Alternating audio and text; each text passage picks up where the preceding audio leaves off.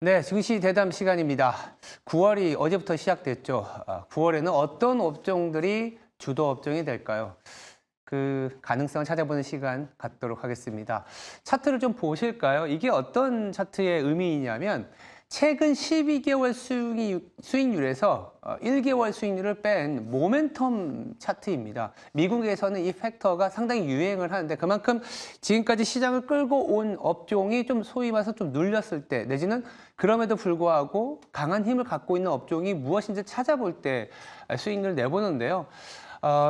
코스피 대비 최근 12개월에서 1개월을 뺀 수익률이 가장 높은 업종을 제가 넣어놨습니다. 가장 왼쪽에 보시면 전기 장비가 있을 텐데요. 우리가 전력기기라고 보시면 될 것 같고요. 그리고 이제 제약바이오, 은행, 보험, 밸류업. 그러니까 은행, 보험, 자동차, 밸류업 그리고 조선, 전기전자. 그러니까 이제 전력기기. 정리해드리면 미국향 전력기기 모멘텀이 여전히 살아있고 그리고 국내에서는 밸류업 모멘텀 그리고 업종으로는 크게 턴어라운드하고 있는 조선업이 눈에 띄고 제약바이오까지 같이 들어가 있습니다. 언뜻 보기에도 여전히 주도 업종으로서 자리를 할 수 있는 아니면 계속 챙겨봐야 되는 업종이지 않을까 생각이 드는데요. 이들 업종에서 주도 업종은 또 무엇이 될까요? 아니면 다크호스로 어떤 업종이 올라올 수 있을지 자세히 챙겨보도록 하겠습니다. 증시 대담 바로 시작하겠습니다.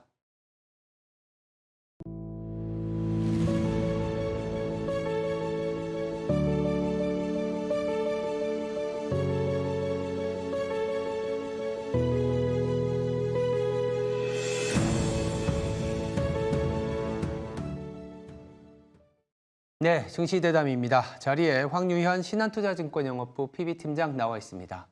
안녕하세요. 네, 안녕하십니까. 9월이 시작됐습니다. 네. 일단 짧게 매크로적인 측면에서 9월 어떤 변수가 중요할까요? 9월은 변수가 또 8월에 이어서 또 많이 있죠. 굉장히 많습니다. 네, 많이 많습니다. 일단은 8월 초에 급락을 일단은 촉발시켰던 네. 고용보고서가 당장 이번 주에 발표를 하고요. 네. 아마 이제 컨센서스는 한 4.2 정도로 되어 있는 것 같습니다. 실업률. 네. 일단은 또 이번에도 어떻게 발표되느냐에 따라서 충격이 좀 있을 수는 있긴 하겠습니다만 사실 지난달에 예방주사 성격으로 한번 일단 증시가 세게 한번 그랬죠. 금방이 좀 나왔었죠. 네. 그렇기 때문에 시장에서는 정말 충격적인 실업률 지표가 나오지 않는 이상은 충격적으로 시장에서 반응할 확률은 좀 적어 보입니다. 다만 좀 경계 심리들은 계속 있을 거라고 생각을 하고 있고요. 그리고 이번 달에는 항상 뭐 미국도 그렇고 한국도 그렇고 9월이 항상 시장이 좀 좋지 않았다는 평가들이 있는데 네. 특히 한국 시장은 추석이라는 긴 연휴가 좀 있죠. 주말 네. 포함해서 5일 정도의 연휴가 있고 또 이번에는 FOMC 기간호도 겹칩니다. 네. 그렇다 보니까 이제 굳이 우리가 무리하게 베팅하지 않는 그렇다 보니까 좀 약간 회피 물량들이 좀 있을 수 있어서 네.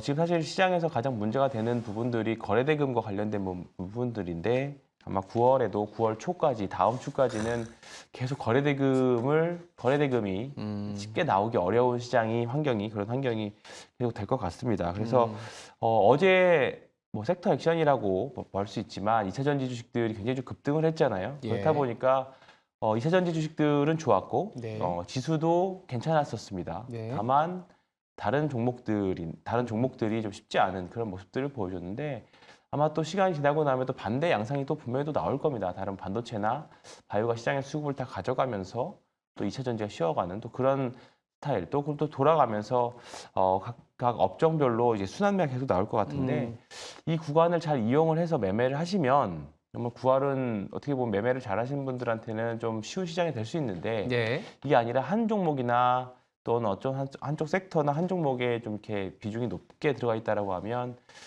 계속 아마 뺑뺑뺑 도는 그런 시장이 되지 않을까. 그래서 9월에도 여전히 리스크 관리를 계속 잘 해야 되는 시장이라 그렇게 생각하고 있습니다. 일단 9월에 우리가 언뜻 생각하기에도 너무 많은 이벤트들이 있습니다. 이번 주에 고용 보고서, 다음 주엔 또 이제 TV 토론회, 미국의 대선 TV 토론회, 우리나라도 추석, 긴 연휴. 그 안에서 거래대금이 축소되다 보니까 이 소위 말해서 옥신각신하면서 이 업종별로 종목별로 매일매일 그렇습니다. 바뀌는 그런 시장입니다.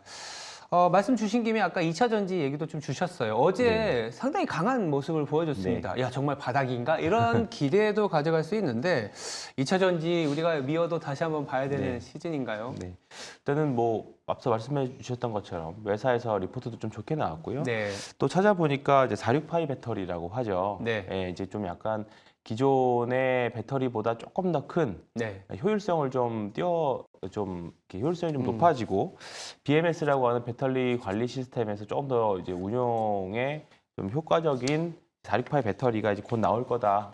곧이라기보다는 사실 전고체 배터리가 가기 전에 네. 조금 더 이제 중간적으로 현실적으로 타협해 볼 수 있는 게 46파이 배터리였는데 이런 기대감이 나오면서 이제 전기차 시장이 조금 더 시장 게임체가 되지 않을까 그런 부분들에 대한 전망들이 좀 있었던 것 같습니다. 그렇다 보니까 바닥에서 특히 LG 에너지 솔루션 같은 경우에는 지금 한 30만 원대 초반에서 40만 원이 훌쩍 한 10만 원가량이 상승했고요.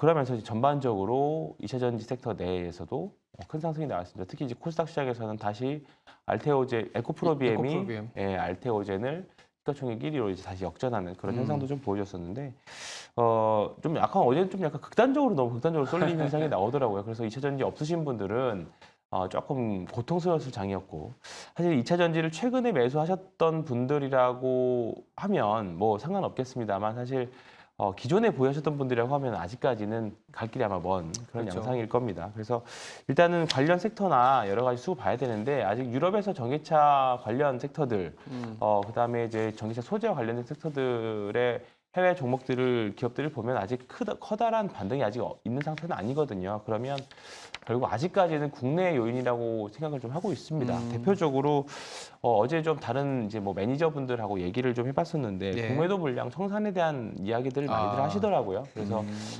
수급적인 요인이 좀 있지 않을까. 물론 일단 주가가 LG 에너지 솔루션 같은 경우에는 이제 추세를 만들어내려고 하는 그런 구간까지 들어왔습니다. 그래서 이게 추세 전환의 시작인지 아니면 단순한 수급의 이제 수급 청산으로 인한 단순한 상승인지까지는 조금 더 이제 시간을 좀 앞다투어 봐야 좀 시간을 좀 두고 예. 보긴 하겠습니다만 일단은 추세 전환 하반기 기대할 수 있는 2차 전지 섹터 내에서도 좀 긍정적으로 좀 보시면서 좀 관심을 갖고 필요가 있을 것 같고요.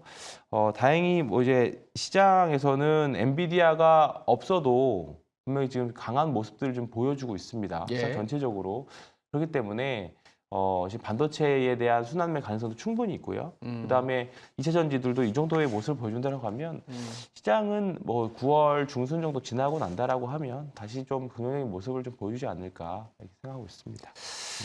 워낙 많은 이벤트 그 안에서 이제 업종별로 순환매가 있다 보니까 2차 전지도 한번 말씀드렸고 어저께 또 강한 상승을 네. 보였고요.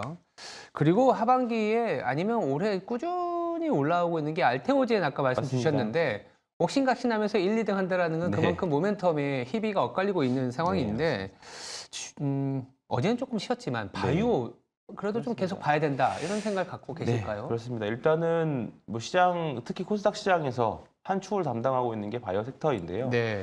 어제 알테오젠도 총 1위 자리를 일주일 만에 내주긴 했습니다만 네.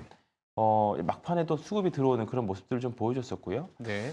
정말 높이 많이 올랐다라고 생각하는 유한양행 같은 종목도 네. 사실 크게 밀리진 않았습니다. 맞아요. 그리고 이제 몇몇 이제 중소바이오들이 좀 변동성이 큰 모습을 보여줬었고요. 대신에 이제 좀 단단한 바이오들은 변동성은 좀 당연히 큰 변동성들을 보유하고 있습니다만 아직까지는 추세를 깨기보다는 뭐 그동안 사실 많이 올랐기 때문에 좀 양호한 조정 정도 나오는 그런 흐름들이 있습니다. 계속 말씀드리지만 특징적으로 섹터 내에서 지금 손에 꼽히는 바이오들 몇몇 예. 종목들만 매매하실 필요가 있습니다. 지난주에 사실 어제는 ABL 바이오가 이제 사모펀드가 매도하는 바람에 시장에서는 큰 변동성을 좀 보여줬습니다만 네. 그럼에도 불구하고 시간에서 보여줬던 것보다는 양호한 모습으로 끝났거든요.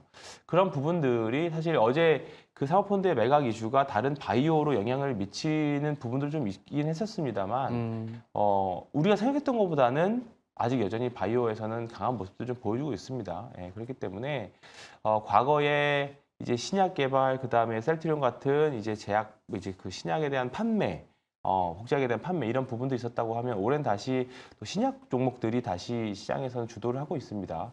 다만 과거와 다른 점은 좀 약간 단기 모멘텀이 확실히 있는 종목들만 우르르 올라간다기보다 한 10여 개, 10개 내외 종목들의 바이오 종목들, 특히 뭐 생물보안법과 관련되어 있기도 하고 그다음에 신약 모멘텀들이 같이 있는 종목들에서만 시장에 거래대금이 감소되어 있기 때문에 정말 한 몇 개 우수한 바이오 쪽 있는 네. 종목들만 이제 그 안에서만 자금들이 계속 도는 상황입니다. 그래서 지금 밑에 있는 아직 덜 오른 바이오를 찾으시기보다는 잘 모르시겠으면 시가총액 1위를 노리고 있는 알테오젠에서 매매를 하시던가 네. 조금 우상향하고 있는 바이오 쪽에서 매매 기회를 찾아보시는 게 좀 나을 것 같습니다. 저희가 바이오까지 한번 챙겨드렸고요. 그리고 뭐 제 뒤에도 있지만 선박이 보이다 네. 보니까 조선주도 한번 짚어봐야 맞습니다. 됩니다. 조선주가 사실 뭐 약간 최근에 약간 좀 주춤되는 경향이 있습니다만 네. 실적이 계속 좋아진다 이런 콜들이 맞습니다. 있거든요. 어떻게 봐야 될까요? 일단은 실적에 대한 기대감, 하반기 내년까지 수주 잔고는 많이 남아 있고 실적에 대한 기대감들로 그래도 8월 중순까지는 좋은 흐름이 좀 보여졌었는데요. 8월 달 이제 중순 이후부터는 이제 바이오 다른 쪽으로 수급이 좀 분산이 좀 있었고 네. 그리고 특히 이제 좀 어제 같은 경우에도 좀 수급이 좀 이탈되는 흐름이 보이면서 좀 안 좋은 흐름들이 계속 좀 이어가고 있습니다. 다만 올 여름 매우 더웠잖아요. 예. 그렇다 보니까 주가가 빠지니까 나오는 이야기일 수 있습니다만 7, 8월 워낙에 무더웠기 때문에 3분기 실적이 우리가 생각했던 것보다 조금 안 좋을 수도 있다라는 더워서? 네, 더워서 조업 일수가 줄었기 때문에 아, 그렇군요. 네, 그런 부분들도 좀 있고요. 그다음에 최근에 이제 파업에 대한 이야기 좀 많이 있죠. 아, 네. 그렇다 보니까 3분기 실적이 조금은 슬로우할 것 같다. 예상치보다. 그렇게 되면 사실 이 일시적인 이벤트들이잖아요. 더위나 이런 것들. 그러면 네. 지나고 나면 4분기 실적에 대한 기대감들은 조금 더 다시 올라올 수 있기 때문에 이 구간만 잘 넘긴다라고 하면 분명히 내년에 한번 기대 정도는 해볼 수 있는 구간에는 분명히 들어가는 것 같습니다. 예. 그래서 주도주까지는 아직 솔직히 잘 모르겠습니다. 예, 잘 모르겠지만 한번 하반기 3, 4분기 이제 9월 지나고 나서 또는 이제 4, 4분기까지 가면 한번 좀 해볼 만한 종목이 되지 않을까. 그래서 실적 관심주를 계속 다 올해 내내 좀 저가 매수 기회로 관심 가지고 보시면 좋겠습니다. 알겠습니다. 그리고 이제 9월 우리가 추석 전후로 이제 노려봐야 되는 건 또 연준의 금리 인하입니다. 맞습니다. 네. 금리 인하 물론 시장에 상당히 많은 논의와 프라이싱이 됐다라고 보는데 그래도 이러기에 맞춰서 포트폴리오를 짠다면 어떻게 우리가 가져가야 될까요? 지금 시장에서 워낙에 다양한 섹터들이 돌아가면서 가고는 있는데 네. 결국 큰 줄기는 현재 반도체, 바이오, 2차전지 이렇게 보시면 될 것 같습니다. 네. 워낙에 큰 종목들, 시가총액 상위 종목들이 다 있죠. 삼성전자, 하이닉스 있고요. LG 에너지솔루션, 뭐 삼성 SDI 있고요. 그다음에 바이오에서는 삼성 바이오로직스가 버티고 있습니다. 네. 특히 코스닥 시총 1위에도 알테오젠과 에코프로비엠 다 이쪽 섹터에 포함은 업체 그 종목들이기 때문에 아마 유독 큰 섹터들에서 매매를 해야 되실 것 같습니다. 분명히 계속 순환매가 돌아가는 마치 뭐 풍차 돌아가듯이 이렇게 그러네요. 순환매 양상이 좀 될 것 같고요. 추가적으로 본다면 앞서 말씀드렸던 조선이나 네. 그다음에 이번에 이제 밸류업 지수 나오는 이제 우리나라 이제 밸류업과 관련된 섹터들 특히 금융하고 그다음에 자동차가 대표적이고 지주사까지도 한번은 보셔야 될 것 같습니다. 근데 지금 방금 나열드린 종목들과 섹터들만 하더라도 그러게요. 사실 우리나라 대표 기업들만 다 있습니다. 네, 그렇기 때문에 다만 이제 이 종목들이 어느 한 종목이 쭉 치고 나가는 종목이 있으면 그게 주도주가 될 것이고요. 그게 아니라 계속 순환매를 한다라고 하면 계속 이제 박스권 장세에서 이제 뭐 어떻게 보면 수익률 게임이 계속 진행되는 그런 양상이 보일 것 같습니다. 다만 이제 지금 증시가 뭔가 공격적으로 베팅하기는 9월 중순까지는 좀 어려운 상황이기 때문에 순환매 양상이 굉장히 될 것 같습니다. 그래서 적절한 포트폴리오가 필요할 것 같고요.